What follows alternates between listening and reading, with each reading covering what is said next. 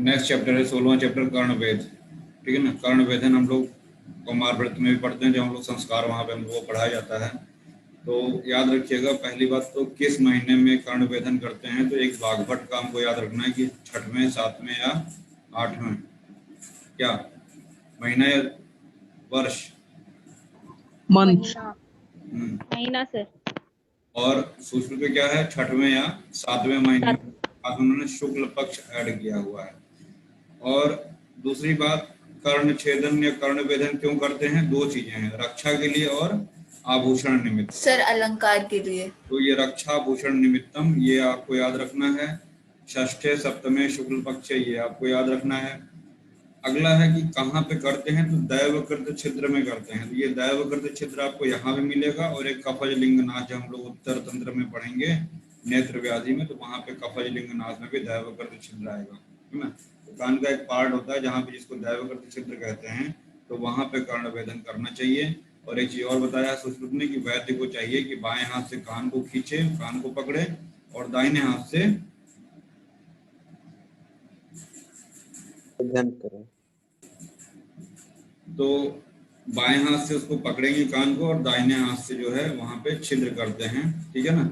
शनय, धीरे धीरे, अचानक से नहीं, बहुत धीरे धीरे। शनय मतलब धीरे धीरे, दक्षिण हस्तेन ऋजु विद्येत, मतलब वहां पे बिल्कुल सीधा एक छिद्र करेंगे। और एक चीज और है वहां पे कि अगर कर्णपाली पतली है तो वहां पे सुई से करना है, अगर मोटी होगी कर्णपाली तो आरा से।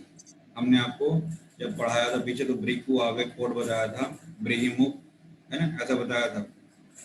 ऊ से क्या था? कुठारिका। वे से वेतस पत्र। और आ से आरा। आरा। याद रखिएगा, उसी आरा का जब कर्णपाली मोटी होगी तो वहां पे आरा का प्रयोग बताया, जब पतली होगी तो सूची का प्रयोग कराया। ठीक है। इसके बाद आगे थोड़ा सा बढ़ते हैं हम लोग। हमको 3 शिराओं का कल ये बता चुके हैं, लेकिन लाइट कट गई इसलिए फिर से हम रिकॉल कर रहे हैं पूरा का पूरा। तो 3 जो हैं शिराओं की हमको रक्षा करनी है, वो शिराएं कौन सी हैं? कमल, क से कालिका, म से मरमरिका और ल से लोहितिका। शिराओं की हमको रक्षा करनी है। अगर आप रक्षा नहीं कर पाते हैं, अगर आप कालिका को इंजरी कर देते हैं, तब क्या हो जाएगा? हमने आपको बताया था, कालू ज्यादा सोवे। कालू से कालिका, जा से ज्वर, दा से दाह, स से शोयथु या शोथ, सो से शोध, और वे से वेदना। कालू जा दा सोवे, ज्वर, दाह, शोध और वेदना। क्लियर हुआ? दूसरा दूसरा जो हमको बचाना है वो मरमरिका है। कौन सी बचानी है? मरमरिका। तो इसका मरमरिका गजल। मरमरिका गजब, है ना, मर्म गजब। ग से ग्रंथि, ज से ज्वर और वेदना, है ना। तो और तीसरा है लोहितिका को बचाना है। लोहितिका का ट्रिक बताया हमने आपको, लोहे का मास्क। लोहितिका में क्या क्या हो जाएगा अगर लोहितिका इंजरी हो जाएगी तो? एम फॉर मन्यास्तम, ए फॉर अपतानक, एस फॉर शिरोग्रह और के फॉर कर्णशूल। तो याद रखना है, बहुत आता है। अगर आपको ट्रिक पता है तो कभी भी ये गलत नहीं होगा। यहाँ पे 3 चीजें हमने लिखा है, लोहतिका को आर्टरी, कलिका को वेन और मरमरिका को क्या लिखा है? नर्व। नर्व। ये भी मान के चलिएगा, ठीक है। कभी ऐसा पूछेगा नहीं, फिलहाल आपको यही बताना है। सिरा, धमनी और वेदन, रक्त स्राव, पता नहीं क्या क्या ऐसा लिखा हुआ है विमर्श में।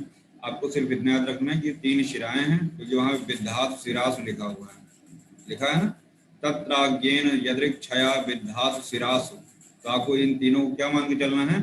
सिराएं ही मान के चलना है। एक्चुअली आप देखेंगे जो तीसरा वाला है उसमें सब मन्यास्तन, अपतानक, शिरोग्रह, ये सब वातज व्याधियां लग रही है ना। तो वात का संबंध जहां भी होता है उसको कहते हैं नर्वस डिसऑर्डर, ऐसा कोरिलेट कर दिया गया है, इस नाते उसको जो है नर्व मान लिया गया होगा। फिलहाल आई थिंक इतना पर्याप्त होगा जितना हमने बताया।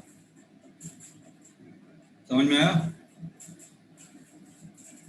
Yes sir.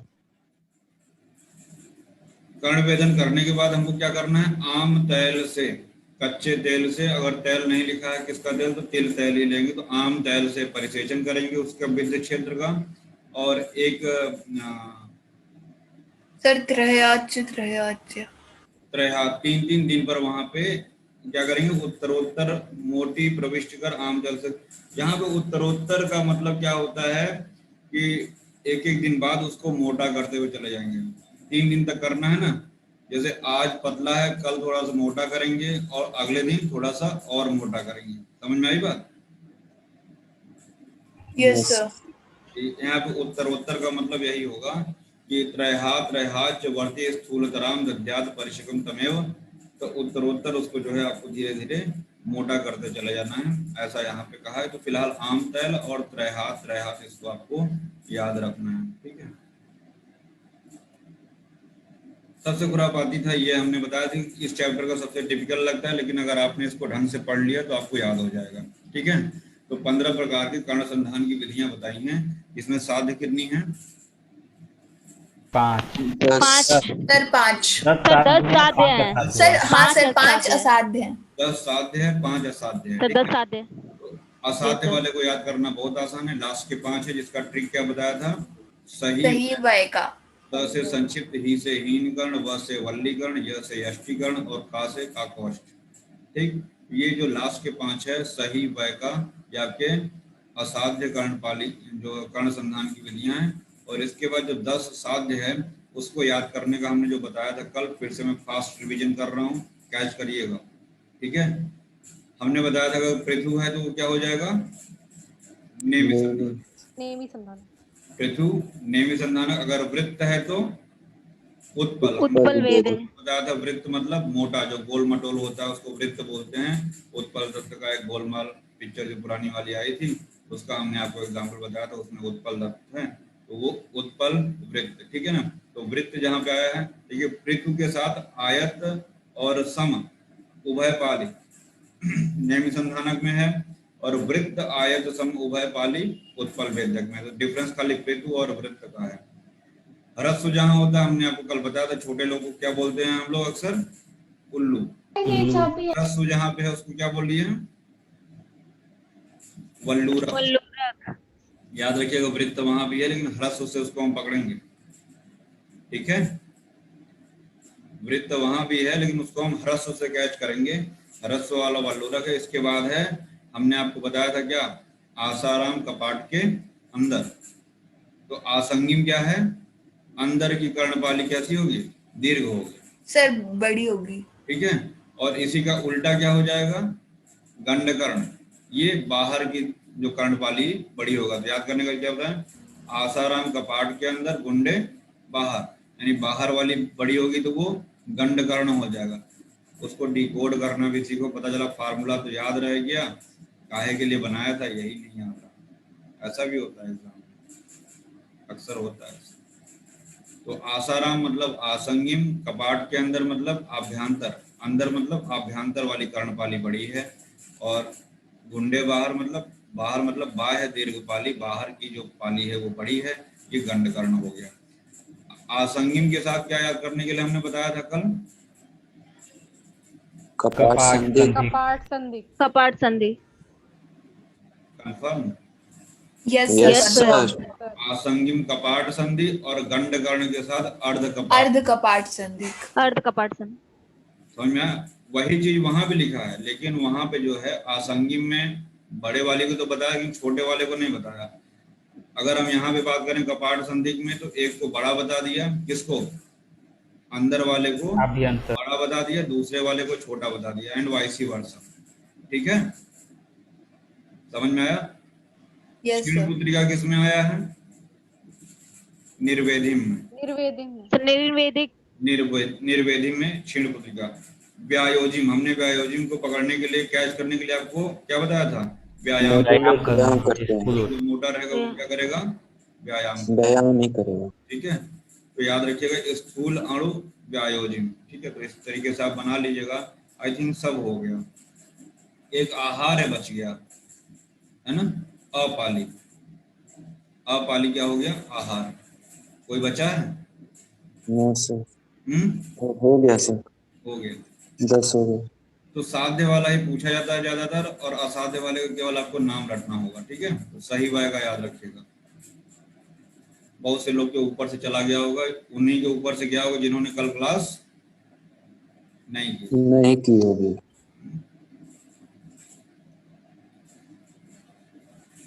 तो हमने आपको ये भी बताया था कि संक्षिप्त को कैसे पकड़ेंगे? शुष्क से पकड़ेंगे, बताया था कल। ससुकली से।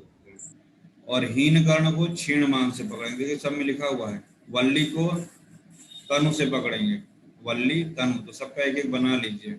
देखिए हमने यहाँ पे एक स्टार बनाया है, ऊपर भी स्टार बनाया था। ये स्थूल अणु सम विषम पाली, और यहाँ पे क्या यस है? सर।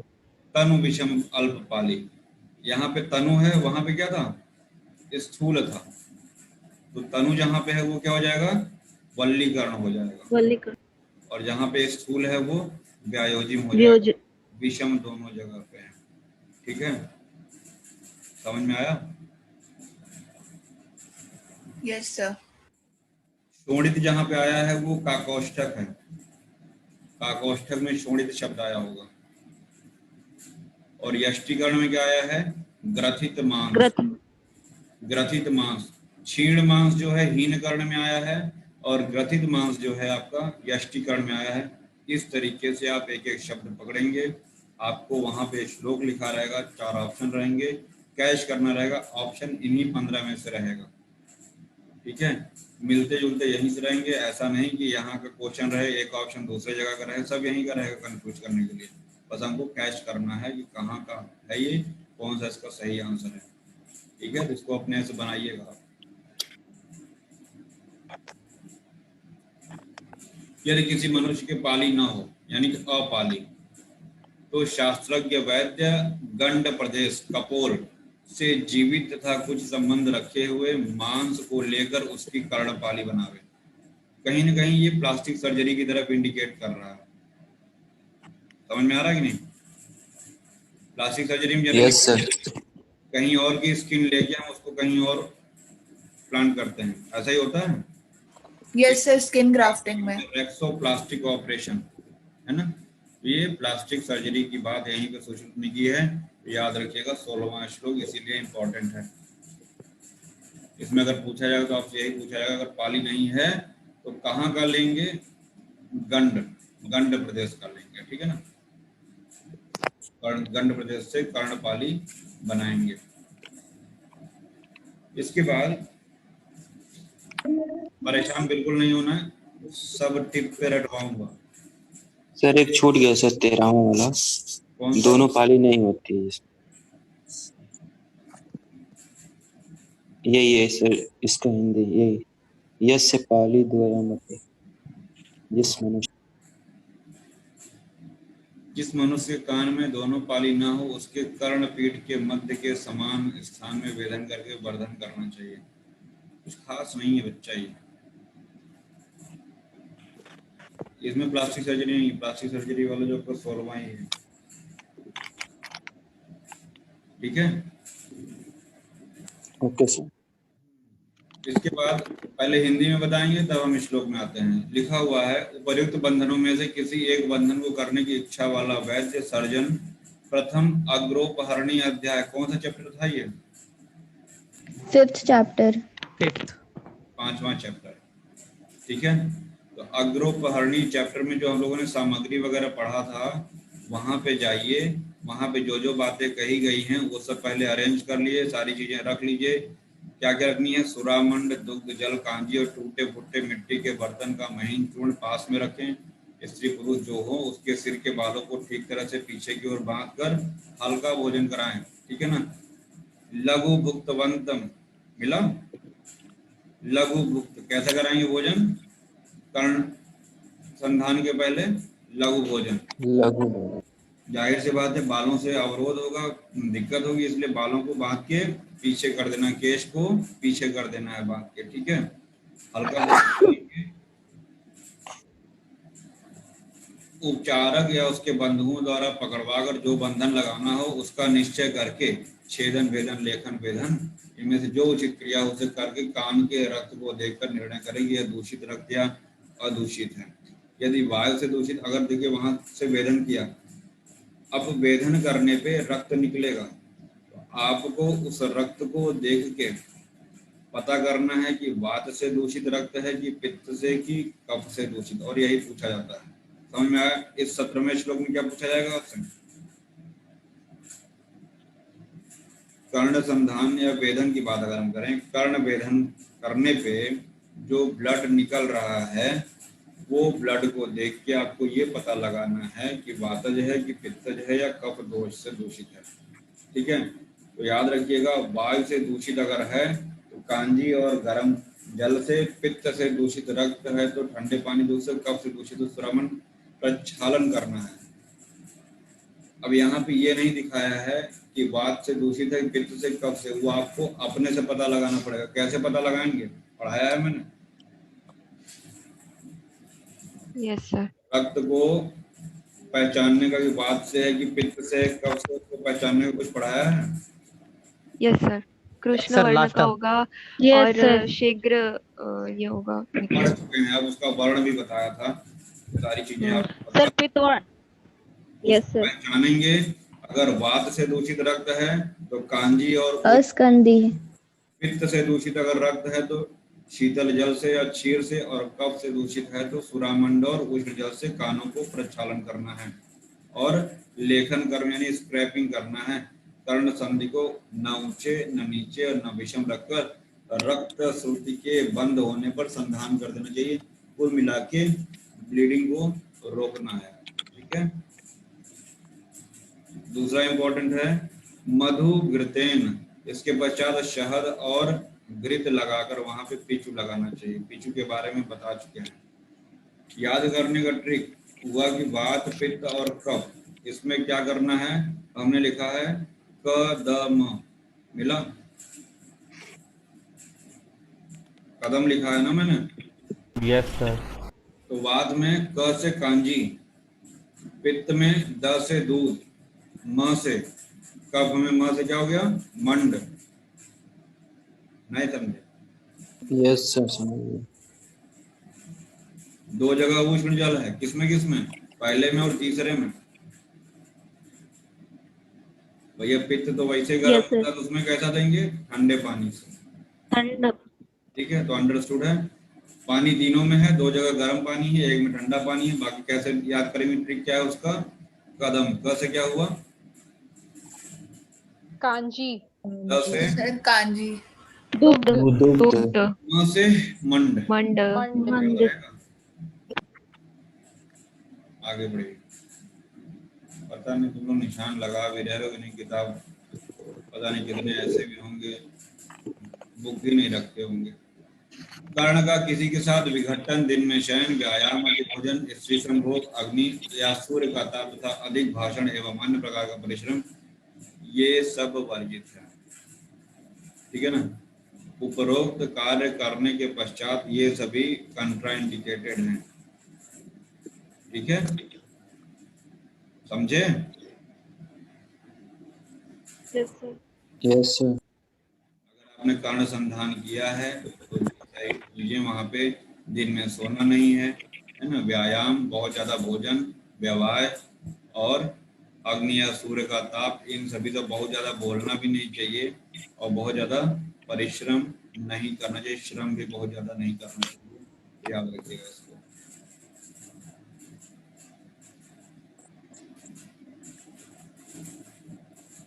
कहानी ऊपर बता दी है ना, नीचे कुछ बातें कह रहे हैं।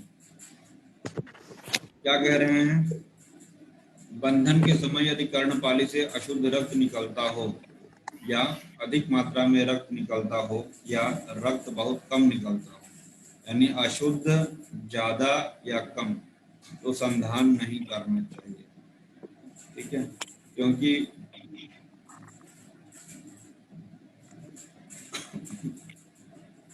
अगर इस तरीके से हो रहा है तो वहां पे आपको संधान कर्म नहीं करना है। अगर आपने वात दुष्ट रक्त में संधान किया, ये बहुत पूछा जाता है, परिपोड रोग हो जाता है। अगर वात दुष्ट रक्त में अगर संधान कर्म किया जाता है कर्ण में, तो कौन सा रोग हो जाता है, परिपोड। आवाज आ रही कि नहीं? Yes sir. रट लो, ये कई बार पूछा गया है। एक काश्यप के यहाँ मैंने लिखा है, कर्णपाली वृद्धि हेतु, कर्ण की पाली को बढ़ाने हेतु रोहिणी सिद्ध घृत काश्यप ने बताया है। अगर किसी का कान बहुत छोटा है हाथी की तरह बड़ा करना है, तो क्या लगाएंगे? रोहिणी सिद्ध घृत। रोहित का घृत, कान बड़े करने के लिए रोहित का घृत ऐसे करना। अभी हम लोगों ने पीछे पढ़ा है, आम तैलन त्रिरात्रम परिसेचय त्रिरात्रम पिचु परिवर्तित। यहाँ फिर वही चीज आया है कि आम तैल से 3 दिन तक परिसेचन करेंगे और तीसरे दिन पिचु का परिवर्तन करना चाहिए, है ना। तीसरे दिन पिचु को बदल देंगे, जो कान में डाला है पिचु वहां पे, उसको तीसरे दिन बदल देना चाहिए, ऐसा लिखा हुआ है। परिवर्तित, पिचु को बदल देना चाहिए कितने दिन बाद? तीसरे दिन बाद। 3 दिन बाद। ऐसे कुछ वहां भी था, भी जो हम लोगों ने ऊपर पढ़ा था।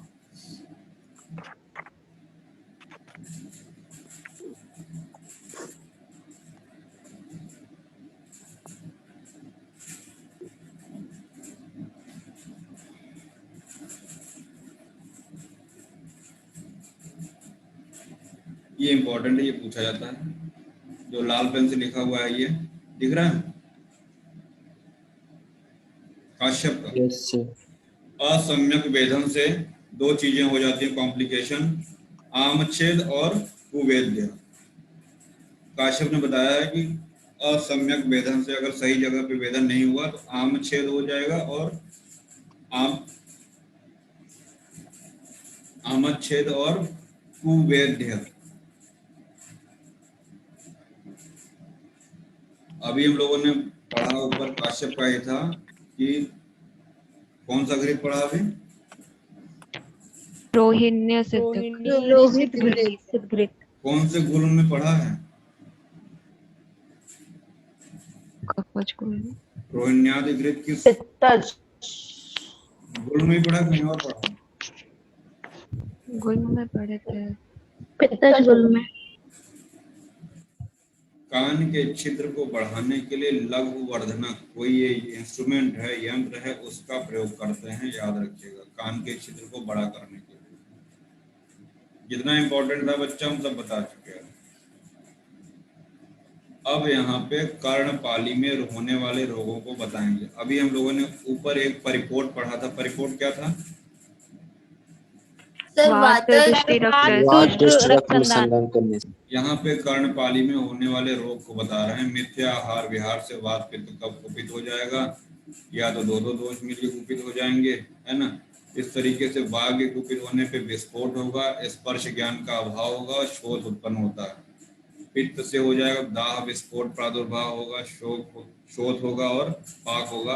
और कफ से हमने बताया है कंडू होता है अक्सर कफ से, जहाँ भी कंडू होगा वहाँ कफ की वजह से होता है। तो कभी पूछा नहीं गया है, देख लीजिए इसको, ठीक है, कभी नहीं पूछा गया। अभी हम लोगों ने पढ़ा था कि कैसा भोजन करना चाहिए पहले? लघु आहार। लघु। अब यहाँ पे क्या बता रहे हैं? उक्त प्रकार के रोगों में दोषों के अनुसार प्रथम शोधन करके, अगर ऐसा है कर्णपालीगत रोग हो गए हैं, वात पित्त कफ से अगर ये हो गए हैं, तो इनकी चिकित्सा बता रहे हैं। अभ्यंग परिक्षेप प्रलेप रक्त मोचन, ये सारी की सारी चिकित्साएं, है ना। ध्यान दीजिए क्या नहीं है उसमें। अभ्यंग को तो स्नेहन बोल लेंगे, स्वेदन आप जानते हैं, यानी कि स्नेहन भी है और स्वेदन भी है। परिक्षेप प्रलेप और रक्त मोक्षण है, याद रखिएगा इसको। ये 5 चीजें आपके पास हैं, ठीक। और सबसे इंपॉर्टेंट, इसके अतिरिक्त अन्य मृदु क्रियाएं तथा यथा योग्य बृंघणीय भोजन का प्रयोग।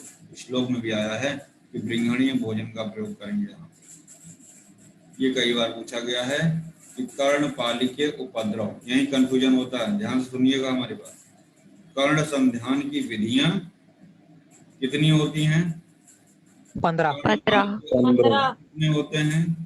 असाध्य कर्ण संधान की विधियां कितनी होती हैं? बस 5 15 है, कहाँ पे 5 है, कहाँ पे 10 है, क्योंकि सब एक ही चैप्टर में है, इसीलिए कंफ्यूजन होता है। समझ में आ गई नहीं बात?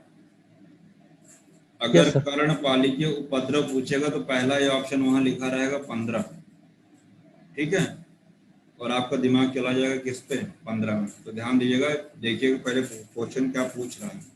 तो कर्णपाली के उपद्रव कॉम्प्लिकेशंस की अगर बात करें तो ये 10 कर्णपाली के उपद्रव होते हैं। उत्पाटक, उत्पुटक, श्याव, है ना। इनमें कंडु बहुत होता है।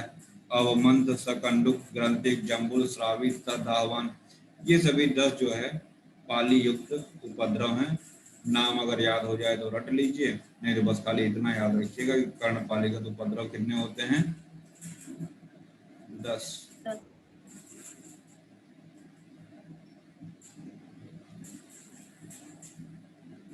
हाँ,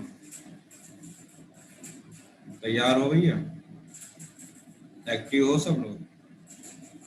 yes sir. Yes, sir. Rhinoplasty क्या होता है?